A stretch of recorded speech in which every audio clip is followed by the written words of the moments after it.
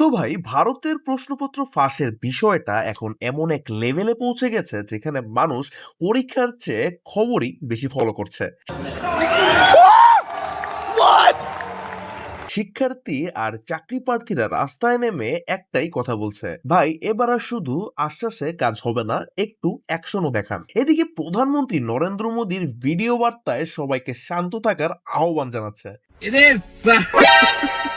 তিনি বলছেন কঠোর আইন হবে, দ্রুত বিচার হবে আর ভবিষ্যতে এমন ঘটনা ঠেকাতেই ব্যবস্থা নেওয়া হবে। কিন্তু আন্দোলনকারীদের উত্তরটা মোটামুটি এমন, ভাই এই ডায়লগটা তো ট্রেলারে আগেও দেখেছি, এবার না হয় ফুল মুভিটাই দেখান। আর এইদিকে বিদ্রোহী দলও সুযোগ কিন্তু ছাড়েনি।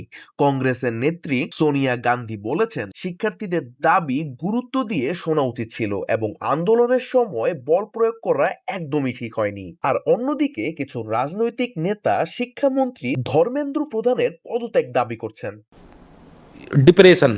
আন্দোলনকারীদের কথাও একদম পরিষ্কার, দায়ীদের বিরুদ্ধে ব্যবস্থা না নেওয়া পর্যন্ত তারা আন্দোলন চালিয়েই যাবেন। আর এইদিকে ভারত সরকার শিক্ষা মন্ত্রণালয়ে কিছু প্রশাসনিক পরিবর্তন এনেছে, কিন্তু আন্দোলনকারীদের বক্তব্য, ভাই শুধু চেয়ার বদলালে হবে না, সিস্টেমটাকে ঠিক করতে হবে। এখন অবস্থা এমন যে দিল্লির পর মুম্বাই, জয়পুর, বেঙ্গালুরু অনেক শহরেই এই আন্দোলনের প্রভাব কিন্তু দেখা যাচ্ছে। আর এইদিকে সোশ্যাল মিডিয়ার অবস্থা কিন্তু একদমই ভিন্ন। কেউ খবর দিচ্ছে, কেউ বিশ্লেষক হয়ে গেছে, আর কেউ কমেন্টে লিখছে পরীক্ষা কবে হবে সেটা বলুন আগে, কারণ আমি এখনো সিলেবাস খুলিনি।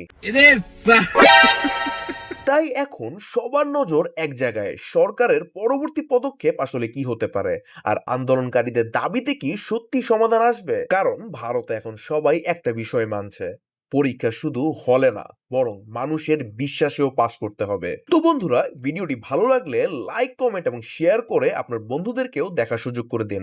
আর অবশ্যই অবশ্যই আমাদের চ্যানেল কৈতুর এন্টারটেইনমেন্টকে সাবস্ক্রাইব করতে ভুলবেন না। দেখা হচ্ছে পরবর্তী নতুন গসিপে।